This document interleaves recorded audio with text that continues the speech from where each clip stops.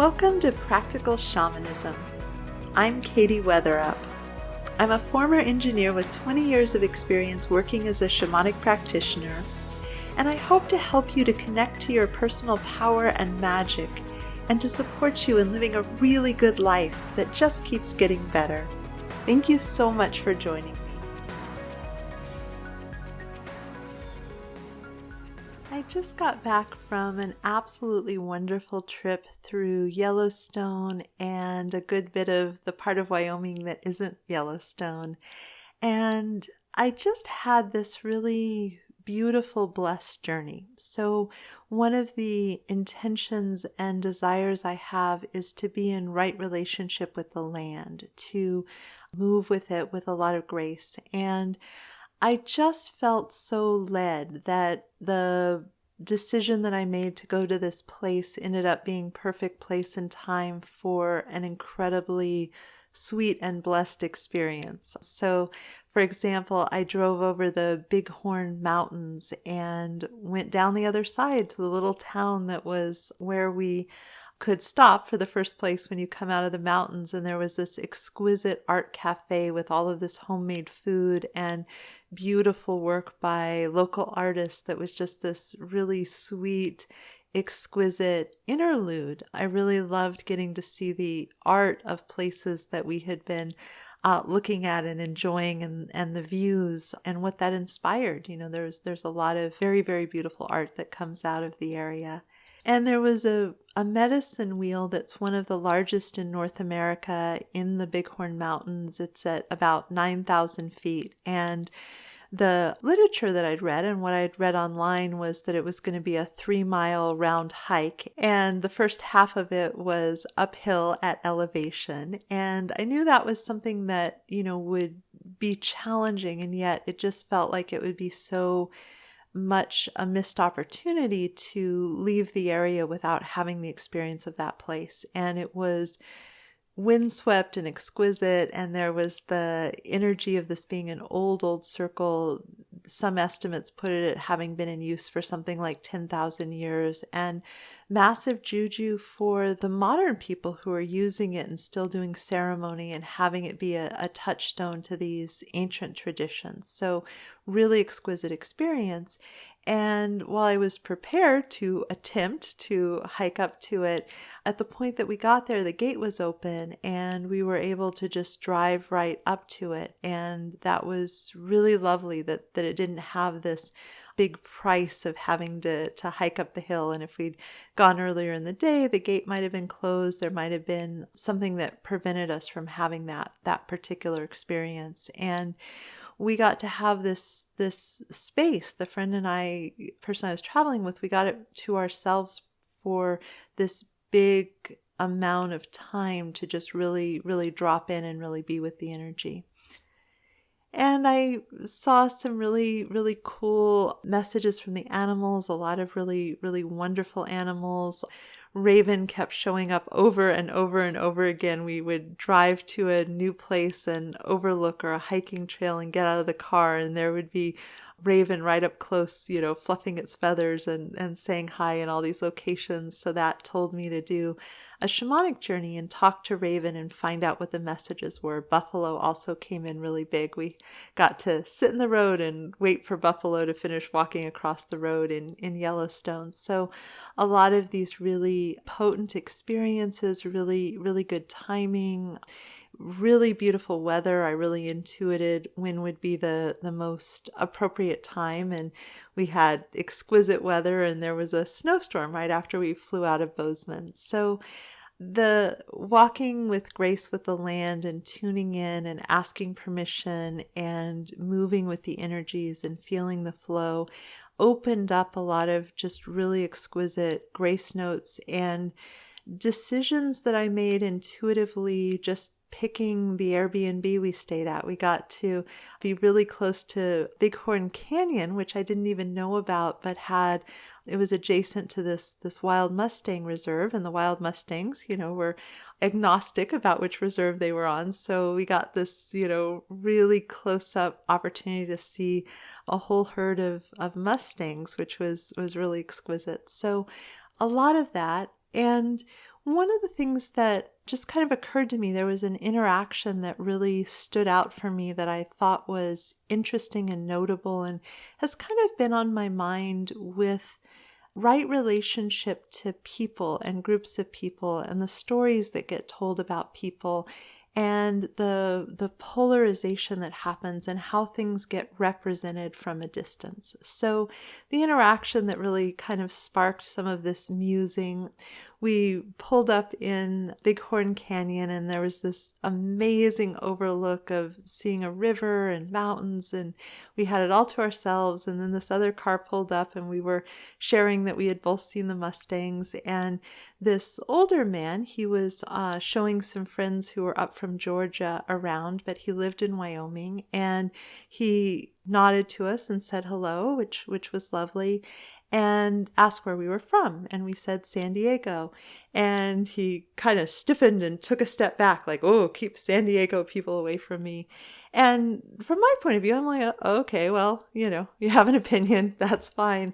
But what was odd and interesting was that he had kind of this push-pull experience almost, where he came up to talk to us, but kind of had points to make, but also wanted to contribute to us. So it was a very, very interesting interaction. And if you'd left out the reactivity, which I, was kind of like, okay, I'm going to be a little cautious about this person who's already indicated he doesn't like where I come from. If that hadn't happened, I would have been on just a soul level and energetic level really sort of interested and magnetized to this person. And so he came up and he was talking to us, and I was just sort of taking him in. I was trying to get a feel for him, and I noticed his beaded headband and the knife on his belt, and he had a holstered gun on his belt, and I'm just kind of looking at him and sort of waiting to see where he's going to go with the interaction, because he'd already cued displeasure with our place that we were from, but then stepped up to interact. And I was just kind of feeling my way for where this was going to go. And he looks at me, he says, "It's real," pointing to his gun. And I was thinking, well, of course it is. And, went on to respond like, my dad was in the Marine Corps.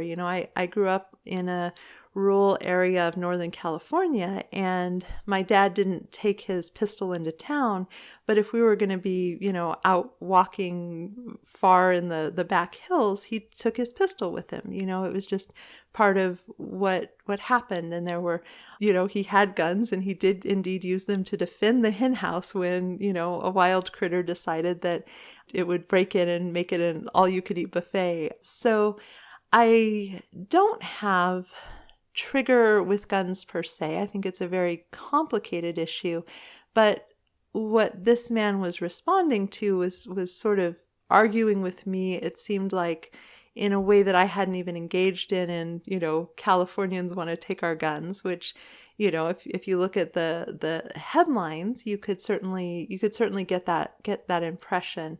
And I just noticed how much I disliked having someone make assumptions about what I believed about the world and project onto me.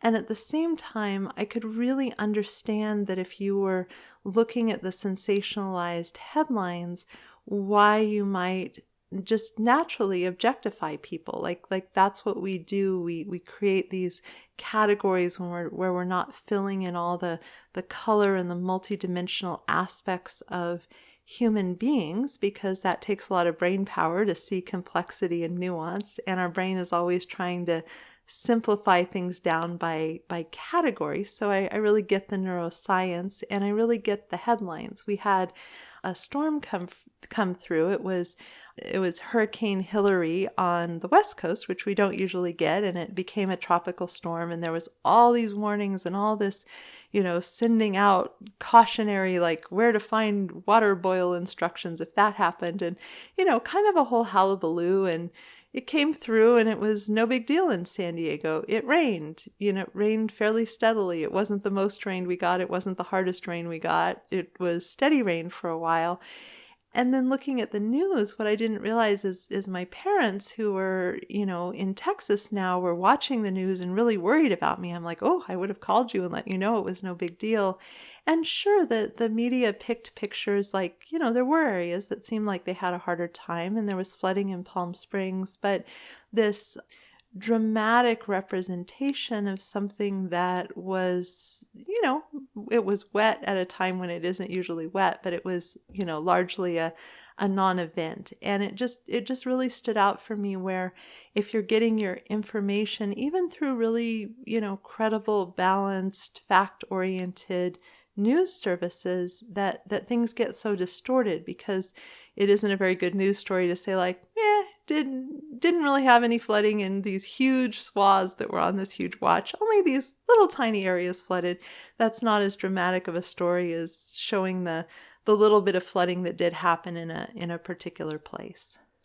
And one of the things that was interesting to me about this interaction with this gentleman, who, was obviously having a lot of opinions about Californians, is at the same time, he seemed really compelled to engage us in conversation, to tell us about beautiful things. So, he wanted to make sure when we were at one location, then we moved to another, and there were, evidence of the Native Americans that had camped there, and the stones and circles that they had used to anchor their teepees. And there were lots and lots and lots of those kind of circles in this area, and he was wanting to make sure that I saw them. And he shared about the museum in Cody, which I had thought was, Buffalo Bill's, Western Center. I thought was going to be kind of cheesy, and it turned out to be incredibly well curated, with in absolutely amazing objects. And I wasn't going to go there. I was going to skip it, but he described it as, needing 2 days to go through all of it and being Smithsonian quality. And he was absolutely correct about that. There were these exquisite buffalo bonnets from the 1800s that were original. There was just some really exquisite artifacts that were beautifully curated, that had remarkably survived, because they were made out of hides and paints and, bones, and, beautiful bow with a snakeskin over it from the 1800s, just these really, really beautiful artifacts and powerful things that just represented the world in such a cool way. One of my favorites was a buffalo skin that it was handed down through a couple of generations, and each keeper of it made one little tiny, about an inch square symbol that represented the most important event of the year. And then they had an interpretation. So this was the year that there was a huge meteor shower, and, stars fell from the sky. So there's a little graphic representing it. And here's one where the buffalo were so plentiful that they came up to the edge of camp, and you have this little teepee with all these little buffalo tracks around it in this little tiny diagram. And just really, really rich experiences, a lot of really beautiful art of the places. And him telling me about that made me change. There were like 3 different routes I could have taken to get back to Bozeman from the part of Wyoming we were in, and we went that way so we could be at the museum, and planned to stop briefly, and ended up being there for hours and hours, just because it was such a powerful experience. And I don't necessarily have an answer or a conclusion, but it just really got me musing on how much pain is inflicted when we tell these stories. Because one of the things I really consciously did in being in right relationship with the people, the right relationship with the land totally makes sense to me, but right relationship with the people in a very different part of the country, was to recognize that there's just different context. It's a different life experience. And I think, having grown up in an agricultural area, living out in the country on a little farm, raising goats, having my ultimate high school crush. I had such a crush on the son of the guy who had the big dairy farm, and he was in FFA, and it was just there was a a very clear, people earning their living through farming was the majority of the people that I went to high school with. And it was changing, and the town I grew up in has changed over time. But one of the things that just really stood out to me is here's an area that politically is very, very conservative. And a lot of times we think that, whichever side of the fence we land on, or being interested in neither, there's some kind of difference in core values. And I just don't think that that's as true as we feel like it is. They're complicated problems that we're working with that look really different in different places. So I think that gun ownership, for example, in an area where you're not expecting that it would have anything to do with people, but have a lot more to do with, the skunk that was, killing the chickens, for example, looks really different than guns in an urban environment where you do have in mind to protect you from other people. And I don't want to get into pros and cons about gun arguments. I'm somewhat agnostic. I feel like it's really important to really a lot of people, and it's just not something I particularly have an affinity for. And it is really complicated with the levels of violence and some of the things. So there's just a lot there. I feel like it's a complicated question where there are a lot of people who feel less safe with guns, and there are a lot of people who feel more safe with guns.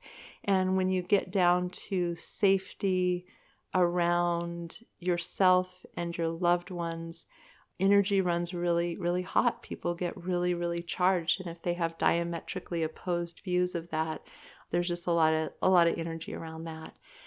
But one of the things that really stood out for me in growing up in this, this small town agricultural community, and it wasn't particularly religious. There were some people who were religious, but we a lot more engaged with football, I think, and community and raising animals and looking out for your neighbors than necessarily having a very strong religious element. And I think that makes a difference. Although there were certainly groups of that, it would have probably been helpful if someone had clued me in that the strapping, amazingly decorative sweetheart of Mormon boys that I was in high school with were never, ever, ever going to date me, because no one unpacked that for me. So I had some major crushes on some of my schoolmates. And there were certainly some experiences I had of being teased and bullied. And there was a little tiny 2-room schoolhouse that did kindergarten through 5th grade. And that tiny, array of children, when I was coming in as an outsider, where, most people were multiple generations of this area out in the country, that was a bad scene for me. There just wasn't enough diversity for me to go find other people. Oddly, one of the girls who I suppose bullied me, that's her account. I don't even remember it. I just remember being sort of fascinated by her passion for fitting in. She did reach out to me years later on Facebook and say that she was sorry she'd bullied me, and I'm like, oh, honey, let's have compassion for your 3rd or 4th grade self, and she'd shared some things she was struggling with, and she was certainly never the ringleader, and I didn't even remember it. But one of the things I do remember, in terms of being in high school, and I was so different. Here was a town where, most of the kids just weren't going on to university. It just wasn't even, on the radar. And that was always the assumption of my family that, after high school, of course, what you do is go to college. And so not only was I, this young woman, taking I took all the classes, and then I took a good bit of local college classes because I ran out of math classes. So I took calculus my senior year at the local junior college. And here I was saying, I'm going to be a mechanical engineer. And, I was very, very liberal in my thinking in a very Republican town, generally about social justice issues. I really, really was struck heavily. I think I've shared this before, but, when I was 5 years old, the absolute idols of my world were a couple of girls who were Black, and they were 10 and 12, and they let me tag around after them when I was 5, when we lived in San Jose before we moved out to the country. And there was an incident where the local bully, he was not a charming child, a little bit older than I was, he threw a rock through their window, and I was just astounded. Why would he do that? And they just said, because we're Black, just in this really matter-of-fact way. And went and talked to my parents, and they explained racism, in terms that were, appropriate for a 5-year-old. And I just remember like adamantly disagreeing with that with like every fiber of my 5-year-old being. And that really hasn't changed much. But by the time I was in high school, I was going to the library the next town over and reading, all sorts of the racial justice stuff that was available, the historical stuff, and, this was in the late 80s into the early 90s. And so these conversations were not really happening in a meaningful way in this, little tiny town in the middle of nowhere. And here I was like seeking out this material and arguing with people and those kind of things. And so I was really an odd duck by any measure. But what I remember about growing up is how relatively kind, like by the time I got to high school, I was just granted so much space to be this really weird, wacky, politically different kind of kid. And it just was. And I had the mouthful of braces, and my hair was in the middle of transitioning from straight to curly, so I was a geeky looking kid by any measure. And I didn't date anybody in high school. I had one boyfriend who I met outside of high school very, very briefly, but I was super socially awkward, blushed really easily, very fair skin, so I would turn beet red. I was super awkward. And one of the experiences that really stands out for me, I didn't get elected to student government for, like anything that had to do with popularity, but I was the student representative to the board, I think largely by default. No one else wanted to do it.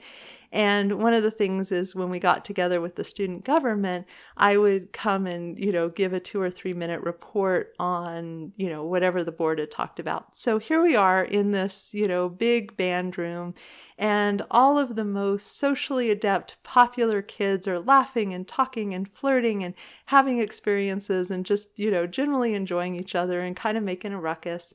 And it was my turn to give a little report. And I just remember them all shushing each other. Shush, shush, shush, shush, shush, shush. And I know that it is extremely unlikely that any of them particularly wanted to hear what had happened at the school board meeting.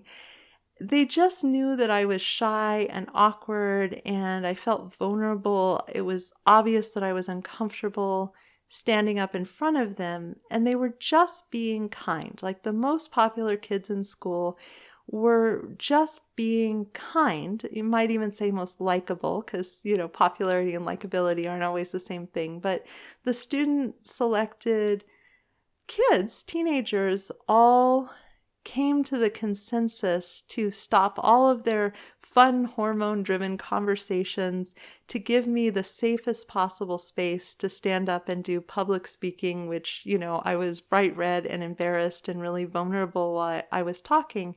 And I just remember that, that's act of kindness. Here was something. I was so different than them. I was interested in such different things. We never went to any of the same parties. I just didn't even go to parties. I was the 4-H all-star and, doing in band and doing other things. But it's just something that I really remember. And when people start telling stories about people with different political views, it's really easy to project onto them, to make up a story about them, to not see their essential humanity and complexity. I think Brene Brown writes really beautifully about this in some of her later books, where she's looking at, like, if this is the person who would pick up your kids from school while you were undergoing cancer treatments, but they would vote differently than you, are they really someone you want to polarize against? And when COVID happened, one of the things I found really interesting, we were already in this, very, very politically polarized kind of space.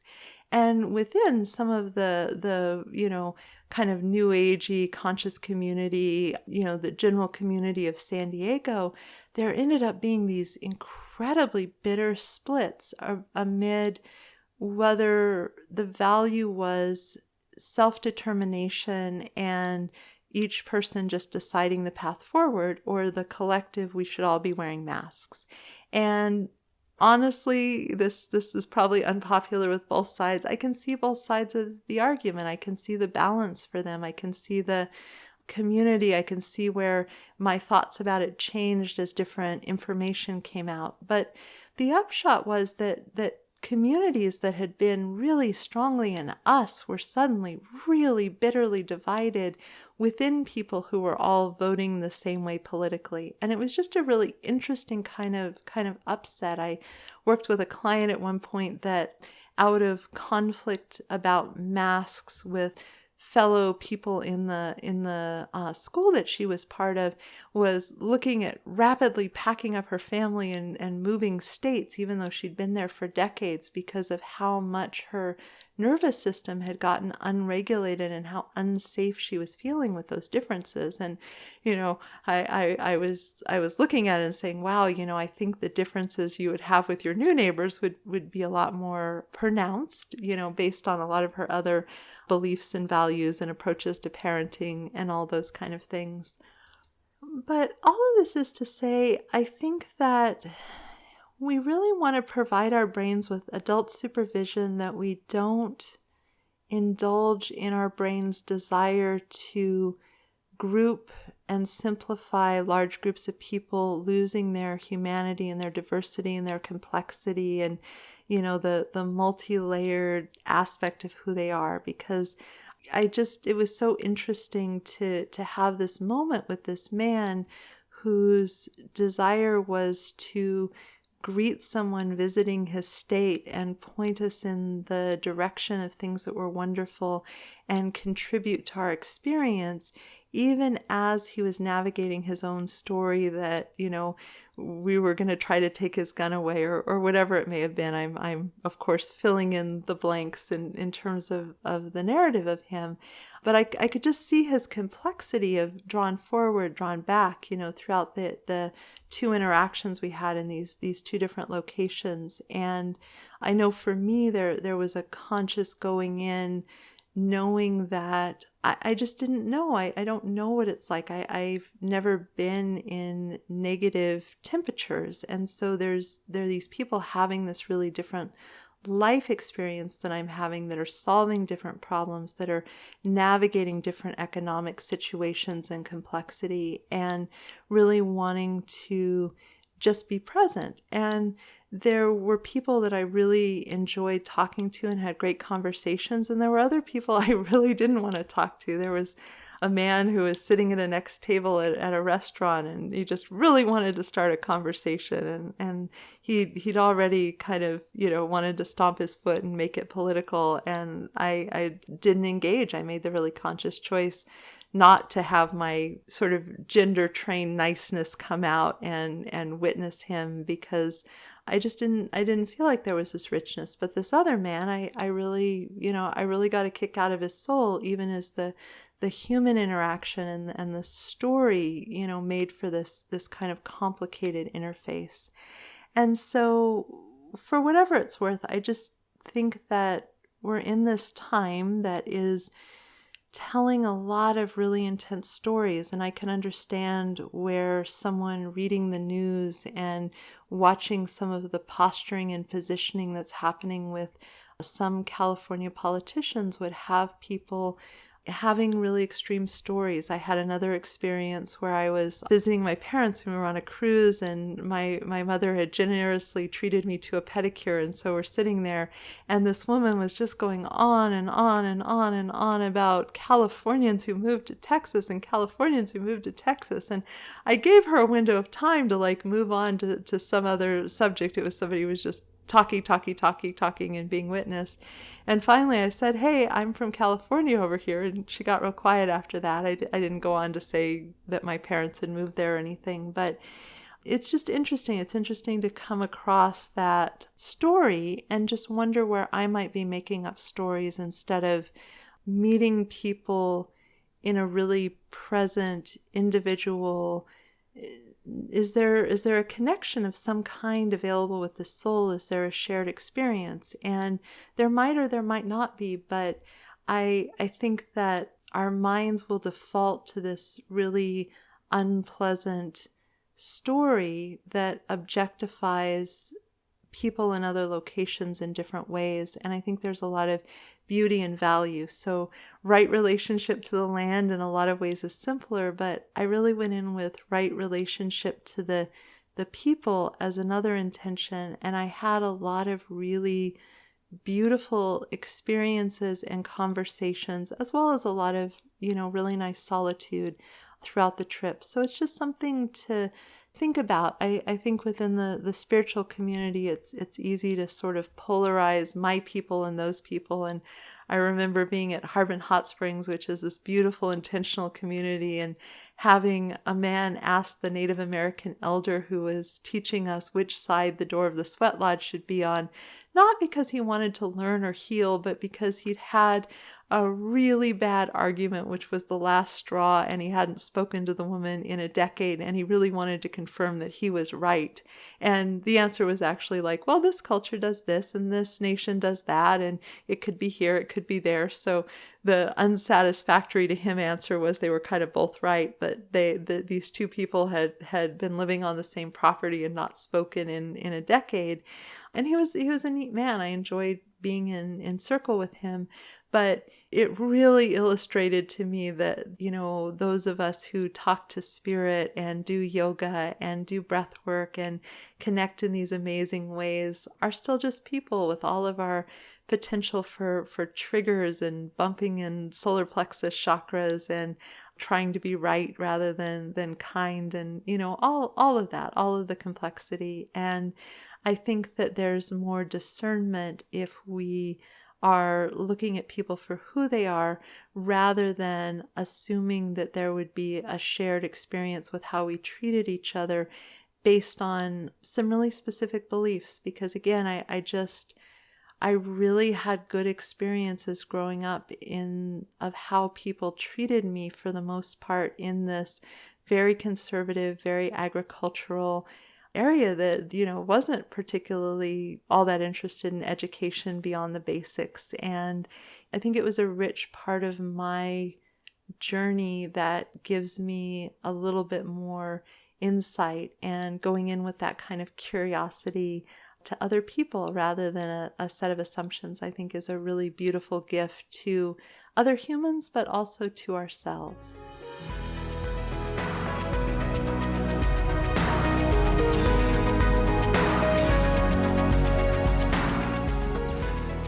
Thank you so much for joining me. To learn more about me and my work, please visit my website at handsoverheart.com. There you can join my mailing list for access to free bonus content in the members-only area. If you've enjoyed this, please consider subscribing and leaving a review. It would help me out a lot. Also, a special thank you to my patrons for your support. You offer me the time freedom to work on passion projects like this one. If you'd like to receive personal shamanic support from me and my team of guides, please consider joining my Patreon community. You'll find the link below. And again, thank you so much for listening. This is Katie Weatherup, wishing you wholeness and happiness.